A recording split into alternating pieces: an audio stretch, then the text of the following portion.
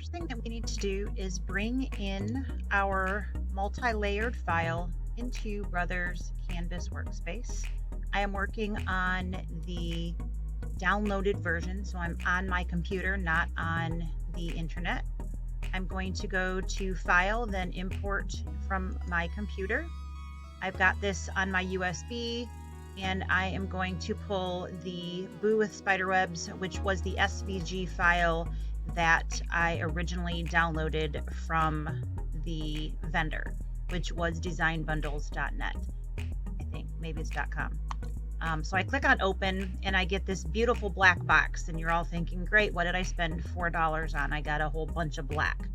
So basically we have a whole bunch of layers and they're basically filled in. And so what we need to do is separate those out and recolor them to what we want, and then save them as individual layers. So this is an 8 1/4 inch file. If I select all, so I go to edit, select all, I have all of that. I can go to my transform. I can see that width and height. This is a perfect square file. I can type in a change here. I want to make sure that I have all of my layers selected if you want to make this a different size. So if you would like to fill your mat instead of making an 8 by 8 square, if you want to make a 12 by 12 square, or whatever size it is that you would like to do, you certainly may do so. At this time, I would recommend changing everything first. So again, to select all layers, we're going to go to edit and select all. That way we are changing all of the layers. Go to the transform, which is along the right hand side, and click on edit. Right here we have our width and height. We can either drag our corner simply here, which is going to change those, or we can actually highlight and change that to 11.5 or whatever it is that you would like that to be. It will automatically change that, rescaling by size. You can see I've got that almost filled onto the page. I could make that again a little bit more and fill that if I would like. So I have almost no available cutting size available on this mat. So I'm basically completely filling my 12 by 12 page. But you'll notice I still have this big black square and I don't really know exactly what I'm cutting with what. So to get our layers broken down, we need to go to the Layers tab. So over here on the right hand side, the fourth one down, we have a little diamond with little arrows underneath. We're going to click on that and you can see those layers. And the reason that we have a big black square is because for whatever reason, we are seeing this all in black instead of different colors. So what we want to do is change these colors to be the different colors that we are actually going to want to cut those. So we actually want to do basically every other color in black and white, and then this large piece in the back is going to be orange. So the easiest way to do this is to highlight each individual color so that we're only seeing one piece at a time. We can start at the top or the bottom, it doesn't really matter. I'm going to go ahead and get rid of each of these top pieces by clicking the eye. So basically I am saying I don't want to see any of these pieces. All I have is this large black piece, but I don't want it to actually be black. So if I click anywhere else, you'll see that my little handles have gone away. I actually need those, so I'm going to click back on there just so that you know if you don't have those little squares, you need to click right inside of that box to get those back, and then you'll notice that you have some tools back across the top. This one right here, which looks like a little beaker from science class in middle school, that is your fill color, and I'm going to change that big back piece to orange. So we're going to click on that black square, and then all the way to the right we have different colors of orange. It doesn't really matter which orange you pick. Pick something and then click OK, and it will change that piece to orange, and then we can toggle that visibility off and move up to the next piece. So now we can see that piece that's going to sit right on top of the orange. Again, it doesn't matter if we start at the top and work our way down or if we start at the bottom and work our way up. We are going to basically go, again, every other piece, black and white is going to alternate. Since I'm starting at the bottom, we're going to start with white. You won't be able to see it if I make it white, so I'm actually going to make them gray just for visibility purposes. So, just like we did before, the only thing that I can see is whatever I have that eye on. So I'm going to see this one here. I need to click on it so you can see I don't have those little blue boxes around the outside. So when I click on it, I get those blue boxes and then I get my ability to make changes to it. I'm going to click on that black square. And again, if I click white, I won't be able to see it. It'll just be a white box and it's not going to help me any. So I'm going to click on this just really light gray and click OK. And it's going to change that. So I can actually still see what's happening, but it's going to at least show me that color and the shapes that I have going on. So it's still close to white, but it is giving me just a little bit of color so I can see what's happening. Once I have that, I need to resave this file as just a cut file for this particular layer. So we actually need to have a cut file instead of all the layers together. I want a cut file for this layer and this layer and this layer and so on and so forth.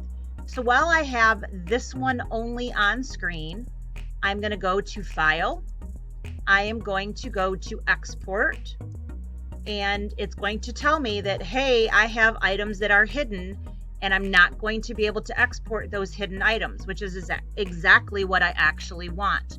So what I'm going to do is click OK, and my export box comes up. Do I want to save that to a file? Do I want to transfer that via the internet, or do I want to transfer that via a USB cable? I'm just simply going to put them on my USB because I'm going to be doing multiple files and we're just showing you guys what's going on here. You certainly could send that via the internet. If you were going to send and cut immediately, that's going to be the easiest way if you are already connected. Again, I'm just going to export my FCM directly to my, pardon me. I'm going to go directly to that USB drive. So what I have done previously is I have relabeled these Boo 1, Boo 2, Boo 3, and I've also labeled which color paper I want to have in that file. So when I go to cut it later, I'm not confused. So this one is going to be white, and the first time I did this, I started at the top instead of at the bottom. So I can come down here and I can say, since this is at the bottom, I'm going to go 6, because this is the bottom file, Boo, and then what color paper I want this to be. So 6 Boo white, and click Save. Now that's going to be there. I don't want to see that anymore. I now want to see the next layer up, which is layer 5.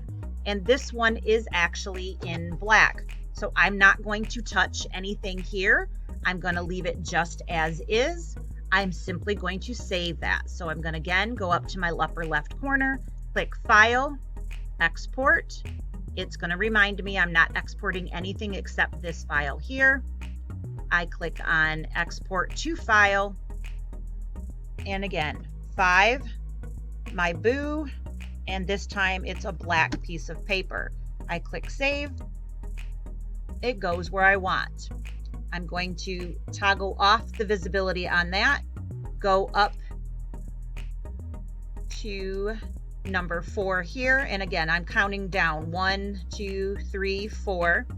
This one I want to be white. So again, for visibility purposes, I'm making that light gray. So I need to change color. I need to have my handles back. So I click right on that screen, right inside, and then I come up and I change the color. So again, click on that black square at the top, change it to the gray, click OK, and it changes. And it also changes over here.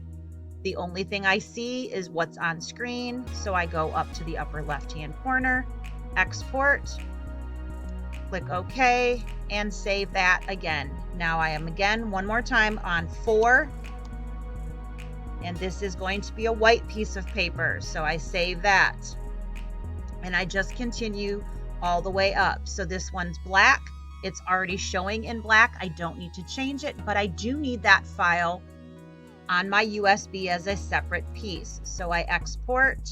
This one is number 3, and it's going to be a black piece of paper.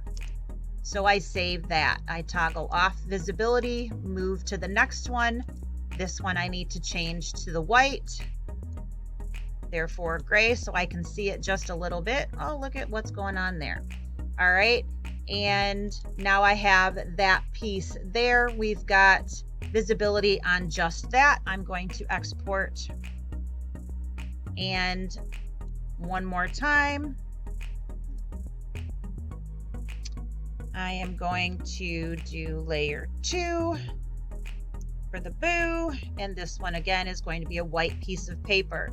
This is just giving me the information that I need to successfully cut these. When I get to my machine, I'm going to know exactly the file and exactly what piece of paper to put down on my mat. There will be absolutely no question once I get there what I need to grab when I am cutting.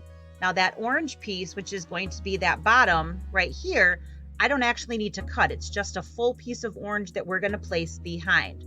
So now that I have all of those in the correct colors, if I click everything visible and we go all the way back down, you can see we end up with that exactly like it was when we purchased the file. That's the picture that we saw on our computer screen, and we are now ready to go to the scan and cut and cut. We have exported all of those files.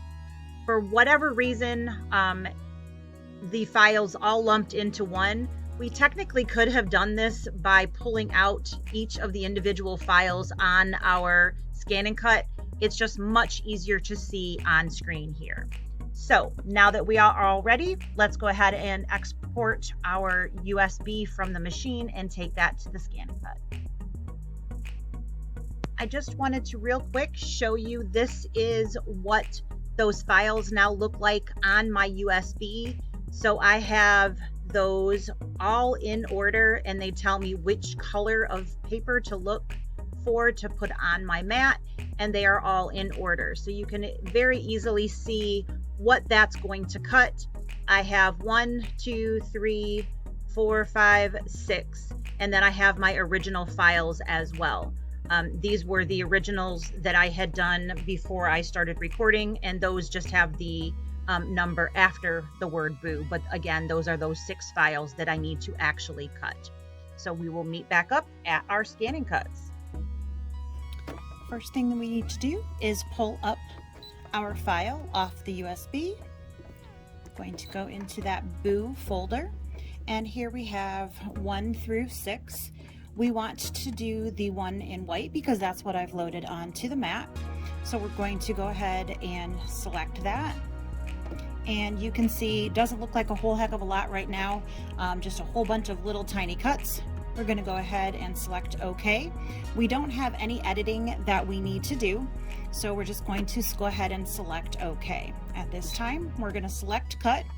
You need to make sure that your half cut feature is off. If it is not, if it says on right here, you need to hit your wrench, and then page down on page 2 right at the top, you need to make sure that that says off. Turn that to off, and then page back up. You'll see that your cut speed, it's going to either default at, let me see if I can get that lighting off there. That's really bad. Hang on just a sec. Does that help a little bit maybe? That speed there is going to be defaulted at 5. You can see that. These are going to be a bunch of tiny cuts. I definitely prefer to cut at 3 on an average cut. Definitely with all these tiny little pieces, I'm going to want to do that. My cut pressure is currently set at auto. We can adjust that based on how long our blade has been there.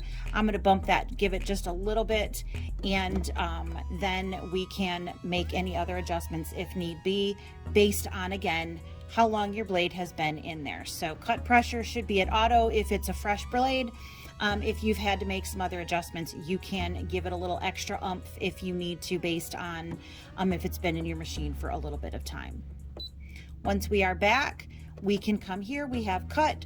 This is going to be a 12-minute cut. My speed is at 3. I did bump my pressure a little bit, but again, make sure that that half cut feature is turned to off. Once we have that, we're going to go ahead and hit start. I have a standard mat in, which you can see by the purple that's here, and I have my regular blade and holder, which has the black top there. So once we are all set, like I said, we can just go ahead, hit that start. It will go ahead and test. I do have, like I said, a pretty sticky mat here. It's been used quite a bit, so I have the standard versus the low tack based on that, but I do have little bits of tape there just to give it a little extra security.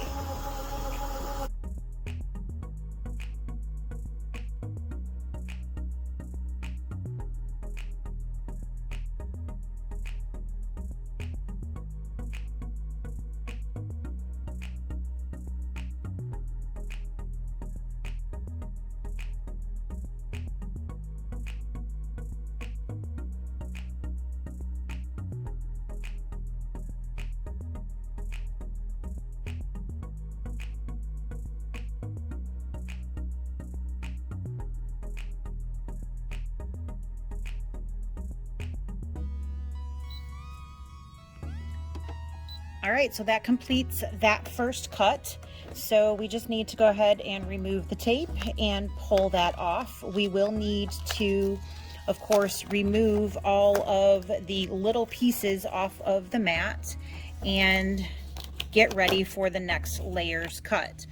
So we have all of those labeled, and we just basically need to repeat this process. The more times we cut, if we start from the bottom up, the easier the cuts are going to get. So the ones that are on top are more solid, you know, being the larger words, they're a little bit more simple cuts. There's less to that. So we're just going to keep going, and we will move forward in our layers as we keep laying new pieces down, bringing in a new file.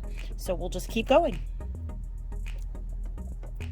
All right, after I retaped those edges after cutting the square, I finished off layer 5. So I have put down a white piece, and now I'm going to retrieve layer 4. So again, I'm pulling up the USB into that blue folder and gonna go to number 4, which says white in the name, which is again why I wanna make sure that I'm putting that there so I know exactly what it is that I'm pulling up.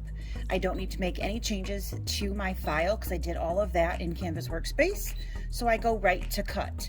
All of my settings should be the same as what I had them on for the previous cuts. So all I need to do is go ahead and start. So that previous pausing and getting retaped after the squaring cut worked very well last time. So I'm going to go ahead and do that again. I'm going to change a little bit this time, and I'm going to do the squaring before I do any taping, just to see how that works, to save one more step. So we're going to go ahead and do that squaring stitch. So I'm just going to shift the camera down a little bit, and we're going to go ahead and hit start. So you can see I don't have any tape down at this point. I am still using a standard mat, and we're going to go ahead and do that outside square square cut first. Can tell what I do most videos on, right? Stitching. All right, so here's that outside stitch. I've got my finger on the pause button up at the screen, and as soon as I get over here, I'm going to hit pause, and I am now ready to tape that down. So I've got all kinds of tape around the outside of my machine. I've got it just stuck all over the place, and I am just going to go ahead and tape those pieces. This way I can actually reuse all of these instead of cutting them as I'm going, so they are reusable all the way around. the first time when I taped, they actually, cut through the tape the first time, which meant those pieces were no good. So this time around, I don't have that, and I am grabbing both the inner square and that outside piece and sticking all the way to the outside of the mat. So I'm getting both pieces, the inner piece, the little piece that was cut, and then that outside of the mat, so everything is staying in place. I'm all set, so I'm going to go ahead and hit start, and it will continue to cut the rest of this. This is about a 9-minute cut.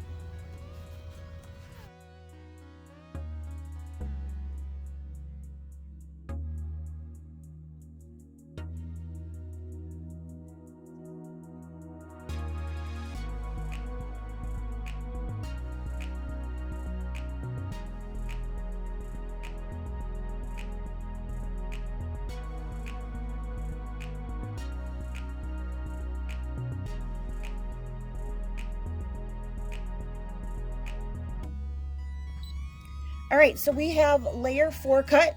So we are going to go ahead and swap to black paper and move on to layer 3. Okay, we're moving on to layer 3, which is going to be on black paper. I'm going to go ahead and do that outside square first.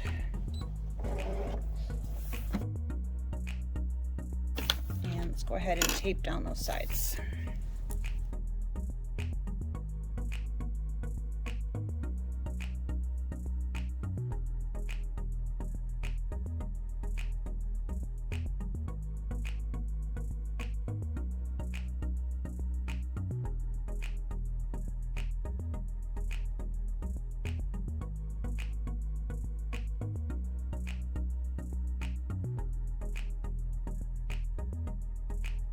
All right, so that finishes layer 3, and we're gonna go ahead and remove this, clean up the mat, and go on to layer 2.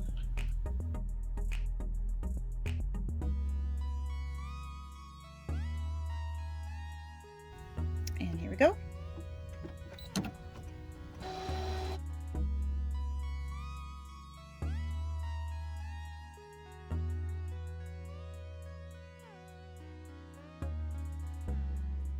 This is finishing the final layer.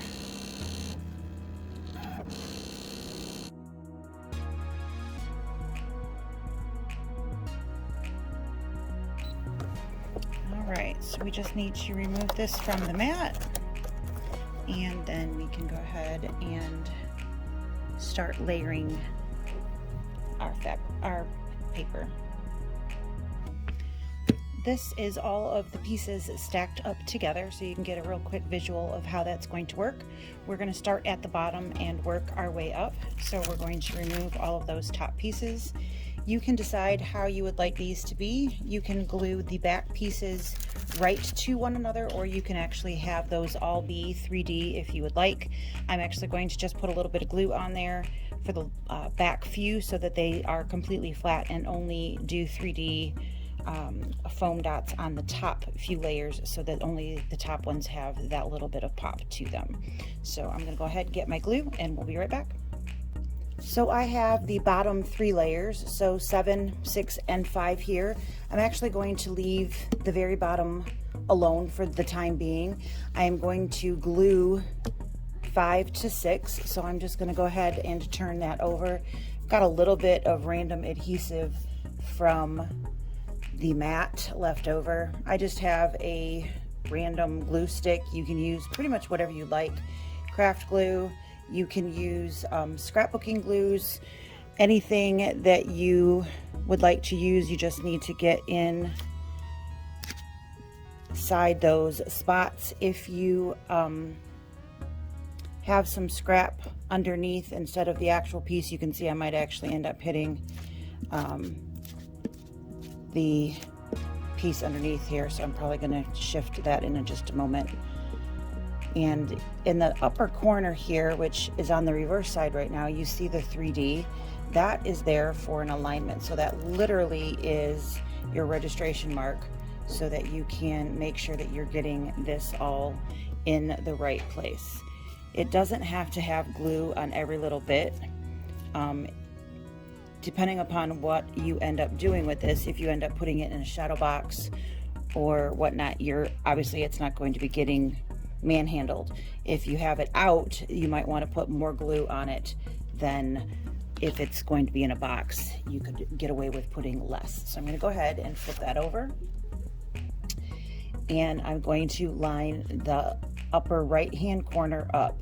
So I'm going to slide that over so you guys can see a little bit. You won't see the big square as much as you will that upper right hand corner. And you can see that there is the letters 3D, and I want those here to match so that I'm not seeing the white underneath. So I'm just going to shift until that is a complete solid, and that's going to tell me that I have my pieces lined up. Once I have everything lined up, then I am going to go ahead and press that top layer in place. So now I have one less loose piece of paper. So eventually I will glue on that back piece as well. I'm just going to keep it loose for the moment. So once I have a full piece, I will kind of glue it centered into that back piece once we have that. So somewhere along the line, you're going to need to decide where you want to start making it 3D and how much space you want that to pop. I definitely know I want the top few layers to be 3D, so I want to use my foam squares for the top, probably at least 3, possibly even 4. So I'm going to kind of look at that a little bit and decide, you know, do I want that to be lifted a little bit, or do I want that one to sit right on there? And I think I'm going to go ahead and glue this one and then switch to the 3D foam squares. So one more time, I'm going to glue, and then I'm going to go ahead and switch to the foam squares.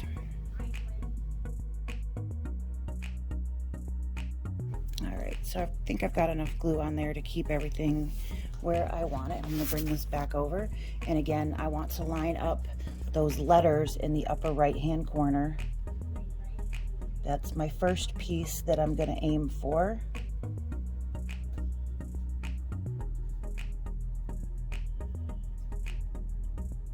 And then work my way around and then start pushing everything into position.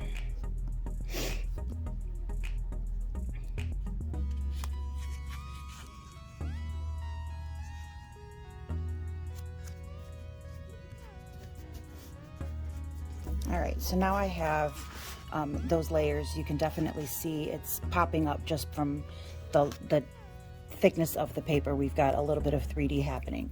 The top 3, I'm going to go ahead and use foam squares for. I do still have the 3D letters in the next 2. I don't have it on the top because, of course, we don't want to see that in the finished product. So I'm going to use foam squares. If you are not familiar with what those are, I just got these particular ones off of Amazon because it was a lot easier than actually having to go shopping for them. But you certainly can pick these up at your local craft store, either Joann's, Michael's, Hobby Lobby, or something of the sort.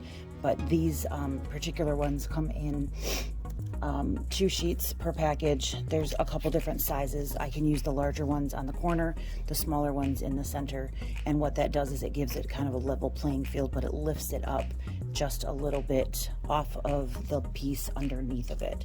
So I've flipped it over already. These are going to be already sticky on the back, so I can place those there, and then I will need to peel off the paper here to make it sticky on the back side. So that's how those work. Pretty straightforward, depending upon what you want from a kind of a layering base is going to depend on how many you want where. There's not really a right or wrong here. It's just kind of a preference point, and you can make that decision on your own, how many you want to use. You certainly don't want them every 1/4 inch. That's definitely overkill, but you don't want to have, you know, a dip somewhere either. So I already took that one off. So I've got those small ones in there. I'm going to switch to the larger ones and do 3 in the corners for each.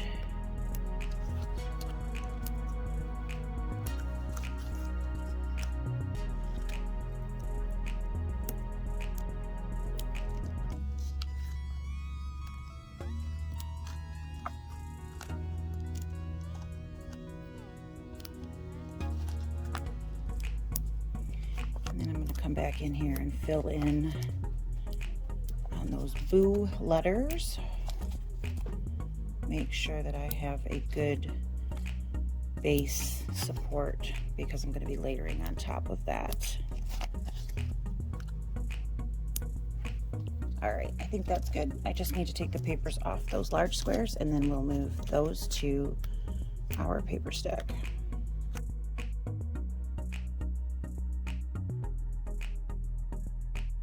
All right, so once you have that, we're going to go ahead and pull our stack back in front of us, and we're going to layer that now with the pop dots there. And again, I want to make sure that I have my 3D lined up so that I am in position all the way around, and then I am going to press those into position. So you can see now that that has quite a bit more loft than my previous did. Now your dots have the same whether you're using the small or the large, as in the height of that loft. That doesn't matter. It's just a matter of how much coverage they're going to be on the back. We're going to go ahead and do the next 2 layers the same way.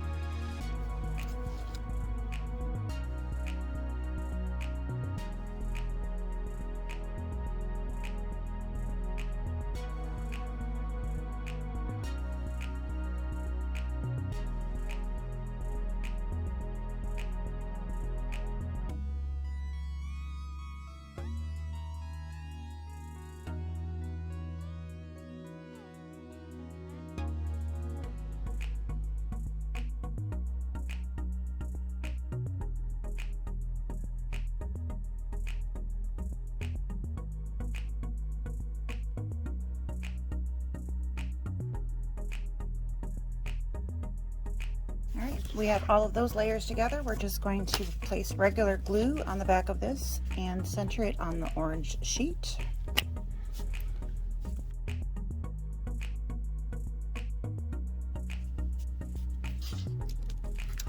And there we have our piece. At this point, you can do pretty much whatever you would like.